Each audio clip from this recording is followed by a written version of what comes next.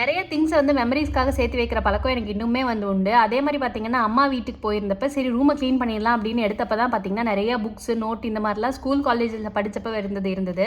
நிறையாத்தையும் அப்பப்போ போட்டுருவோம். ஆனால் சிலதெல்லாம் பார்த்தீங்கன்னா, நம்ம கஷ்டப்பட்டு படித்ததுக்காக இந்த மாதிரிலாம் வச்சுருந்தேன். அதே மாதிரி எம்காம் படிக்கிறப்ப நான் கிளாஸ் ரெப்ரசன்டேட்டிவாக இருந்தேன். அதோட அட்டெண்டன்ஸ் ஷீட்டும் கைக்கு கிடச்சிது. எம்காம் படித்து முடிச்சுட்டு சாயந்தரம் வீட்டுக்கு வரப்போ பார்த்தீங்கன்னா, நான் வந்து எங்கள் அப்பாவோட கம்பெனிலே வந்துட்டு சின்ன சின்ன ஹெல்ப்லாம் பண்ணுவேன். அதுக்கு வந்து எனக்கு பில் மாதிரி வந்து கொடுத்துருவாரு. இதுக்கு வந்து அமௌண்ட் வந்து அந்த சாட்டர்டே வந்து நான் வாங்கிக்குவேன். அதே வந்து சம்டைம்ஸ் வந்து அப்பாவுக்கு ஏதாவது வேணும் அப்படின்னா திருப்பி கொடுக்குற பழக்கம் உண்டு. ஆனால் வந்து நம்ம ஒர்க் பண்ணதுக்கு ஏதோ ஒரு அக்னாலேஜ்மெண்ட் வேணும்ல, அந்த மாதிரி அது வந்து இருந்தது. இந்த கோட்ஸ் எல்லாம் பார்த்தீங்கன்னா செல்ஃப் மோட்டிவேஷனுக்காக எழுதி வச்சிருப்பேன். இது எல்லாமே எங்கள் அப்பாட்டிருந்து வந்த ஹேபிட்.